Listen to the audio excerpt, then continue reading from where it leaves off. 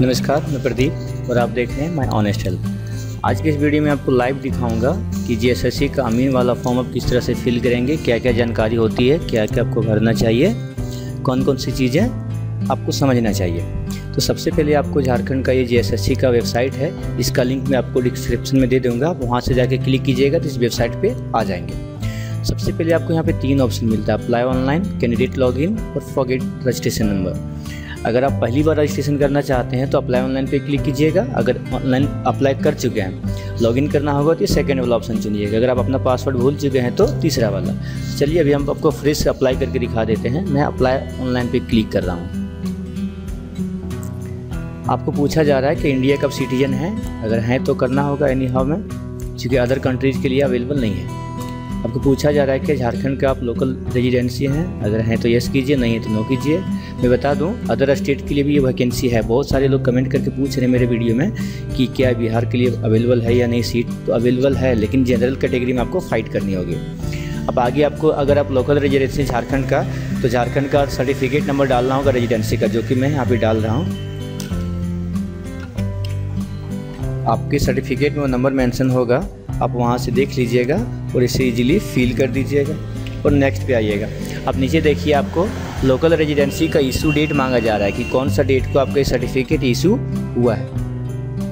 मेरा जो certificate issue हुआ था वो 22 मार्च को हुआ था 2017 में। तो मैं यहाँ पे मार्च सेलेक्ट कर लेता हूँ, 2017 ईयर है, यहाँ पे 22 सेलेक्ट कर लूँगा।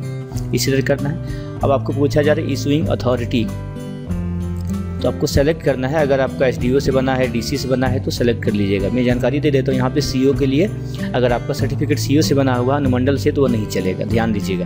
मैं एसडीओ सेलेक्ट कर लिया। अब कौन से लोकल डिस्ट्रिक्ट के रेजिडेंसी हैं, तो मैं हूँ गिरिडीह डिस्ट्रिक्ट का।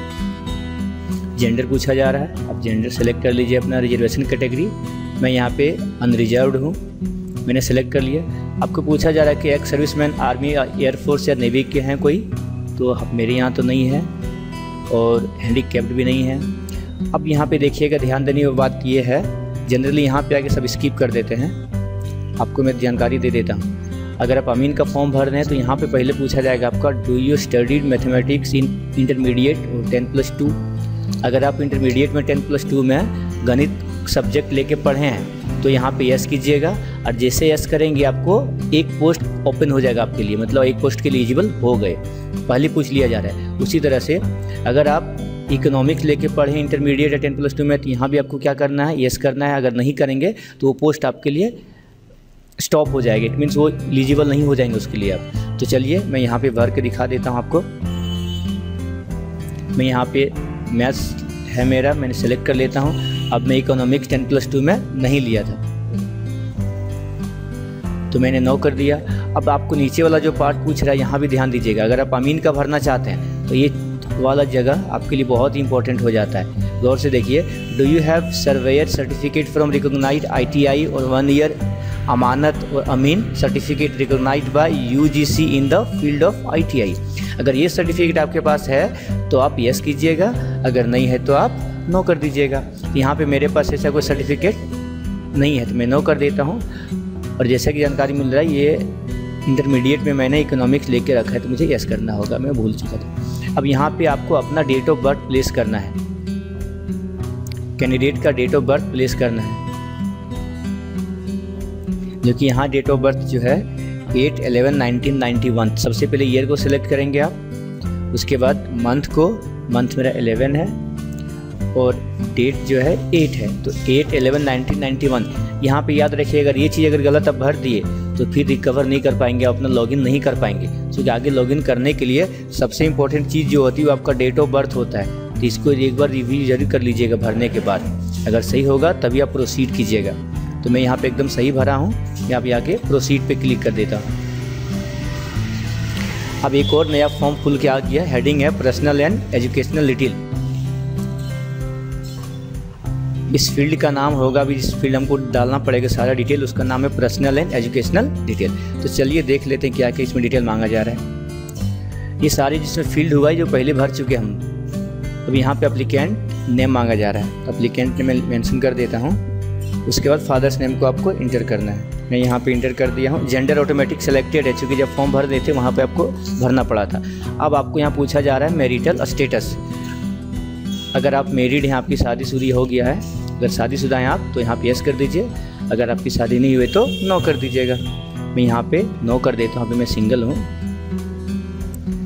ये सारे फील्ड भरा हुआ है। आपका आधार नंबर पूछा जा रहा है, जानकारी दे देता हूँ। आधार नंबर ऑप्शनल होता है। अगर आपके पास आधार नंबर नहीं है और लाना भूल गए और भरना चाह रहे हैं फॉर्म तो कोई दिक्कत नहीं, आप इसको ओमिट कर सकते हैं, छोड़ सकते हैं। मेरे पास आधार नंबर है, यहाँ पे मैं डाल रहा हूँ।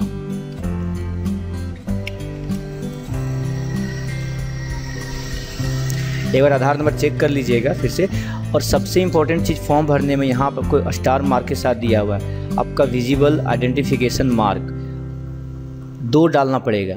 अगर आपका मोल मार्क है, कट मार्क है, कोई वाउंड मार्क है तो आपको यहाँ पे डालना होगा। दोनों कंपलसरी, एक नहीं डाल सकते आप। अगर एक डाल के आप सबमिट करेंगे तो फॉर्म सबमिट नहीं होगा, आपको दोनों फिल करना होगा। मैं यहाँ पे डाल रहा हूँ।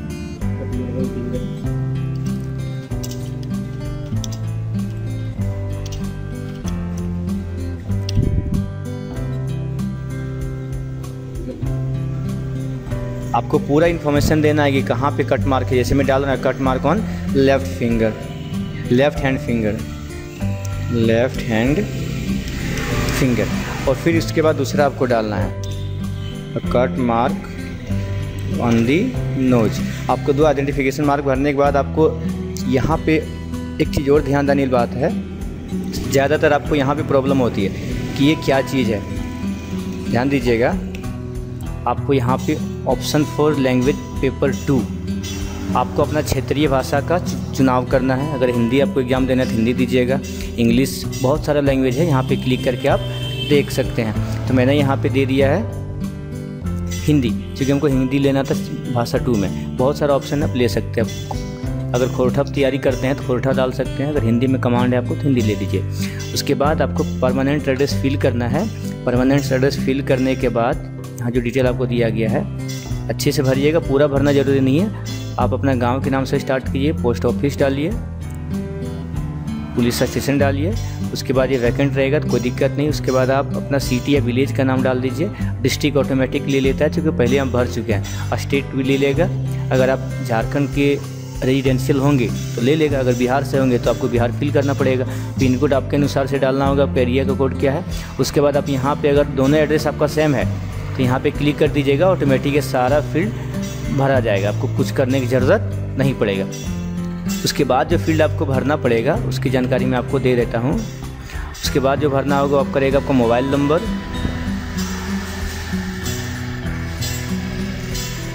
इस जगह पे अपना मोबाइल नंबर डालिएगा और बिना प्लस साइन का, बिना 91 डाले। आपको यहाँ पे मैसेज भी दिया गया है कि do not prefix 0 + 91 before the mobile number. तो इसको आपको ध्यान रखना है कि सब चीज़ का इस्तेमाल आपको नहीं करना है फॉर्म भरते समय। उसके बाद सबसे इम्पोर्टेंट चीज़ आपको बताना है कि ईमेल आईडी आपको ध्यान से भरना होगा। ईमेल आईडी, मोबाइल नंबर, ये दोनों में आपको रजिस्ट्रेशन नंबर का मैसेज चला जाएगा, तो वहाँ से आपको रजिस्ट्रेशन नंबर लेना होगा आगे लॉगिन करने के लिए। और डेट ऑफ बर्थ आपका पासवर्ड रह जाएगा, तो इसको ध्यान दीजिएगा। आगे जो चीज़ मैं करने जा रहा हूँ, ये जॉब प्रेफरेंस फिल करना होगा कि मैं किस जगह पे पहले जॉब देना चाहता हूँ, किसको प्रेफरेंस पहले देना चाहता हूँ। मैं रेवेन्यू कलर को प्रेफरेंस देना चाहूँगा तो इसको प्रेफरेंस 1 कर देता हूँ।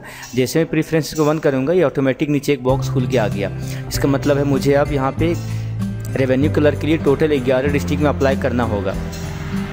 तो अब पहले जो आपका डिस्ट्रिक्ट में सीट कम होगा, सपोज कीजिए गिरिडीह में 33 से भी कम है, तो अगर मैं सोचता कि गिरिडीह में निवासी हूँ, यहाँ पे सीट बहुत कम है, तो गलत होगा, क्योंकि अब मैं 11 डिस्ट्रिक्ट में फाइट करूँगा तो टोटल जो सीट हो जाता है वो 286 के लगभग हो जाता है, जो कि मैं पिछले वीडियो में बता दिया था। अगर आप वीडियो देखना चाहते हैं डिस्क्रिप्शन में उसका लिंक है, आप देख सकते हैं। तो चलिए मैं यहाँ पे सिलेक्शन कर लेता हूँ। अब मैं दूसरा जो प्रीफरेंस दूंगा वो जूनियर फील्ड इन्वेस्टिगेटर के लिए, उसके बाद गणक के लिए 3rd में। और यहाँ पे देखिए ये रेवेन्यू कलर के लिए 11 प्रीफरेंस हमको फिल करना, मैं फिल कर लेता हूँ। उसके बाद आपको आगे जानकारी देंगे। जैसे पे 11 फील्ड भरेंगे उसके बाद आपको अपना एजुकेशनल डिटेल फील्ड करना होगा। अगला जो स्टेप हमें भरना होगा वो आता है एजुकेशनल डिटेल में। सबसे पहले आप यहाँ पे अपना स्कूल नाम डालिएगा, कौन सा बोर्ड से पढ़ाई किए। अगर आप झारखंड बोर्ड से होंगे तो जैसे रांची भरिएगा, बिहार बोर्ड से होंगे तो अपना बोर्ड का नाम डाल के बिहार डालिएगा।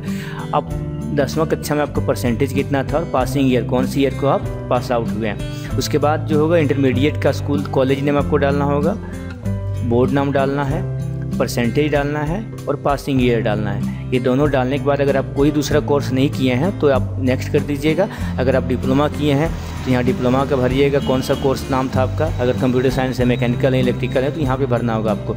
उसके अनुसार से कॉलेज भरना होगा और फर्दर आपको वही सब कॉपी करना है। सेम चीज़ अगर आप अंडर ग्रेजुएट हैं, BA MA वगैरह किए हैं तो यहाँ पे UG और PG का फील्ड भी आप भर सकते, लेकिन वो कंपलसरी नहीं है, ऑप्शनल है। जितने भी स्टार मार्किंग है ये सारे, इसको आपको कंपलसरी फील्ड करना पड़ेगा। तो मैं यहाँ पे फिल कर लेता हूँ, उसके बाद आपको आगे जानकारी दूंगा। एजुकेशनल डिटेल भरने के बाद आप नेक्स्ट बटन पे क्लिक कीजिए। अगर सारे सही चीज़ भरे होंगे आप तो आपको नेक्स्ट फॉर्म तक ये ले जाएगा, रिव्यू फॉर्म कहलाता है। चलिए मैं क्लिक कर देता हूँ, देखता हूँ। देखिए ये रिव्यू फॉर्म आ गया है। आप एक बार यहाँ से चेक कर लीजिएगा सारा अपना सर्टिफिकेट नंबर। सबसे इम्पोर्टेंट जो होता है यहाँ पे वो आपका डेट ऑफ बर्थ होता है, क्योंकि यही पासवर्ड रहता है। देख लीजिएगा बर्थ सही है या नहीं। आपका नेम का स्पेलिंग, फादर्स नेम का spelling as per your matriculation certificate होना चाहिए। बाकी और सारे जितने भी चीज़ होते हैं वो आपको चेक कर लेना है। मैं यहाँ पे सब अच्छे तरीके से भरा हूँ, चूँकि वीडियो भी बना रहा हूँ, मुझे बहुत सावधानी बरतनी पड़ रही है। अगर सब कुछ सही होगा तो आपको लास्ट में डिक्लेरेशन करना होगा। आपको यहाँ पे इस जगह देखिए छोटा सा बॉक्स बना है, इस पर क्लिक करना होगा और सबमिट पे क्लिक करना होगा। मैं यहाँ पे टिक कर देता हूँ और सबमिट पे क्लिक कर देता हूँ।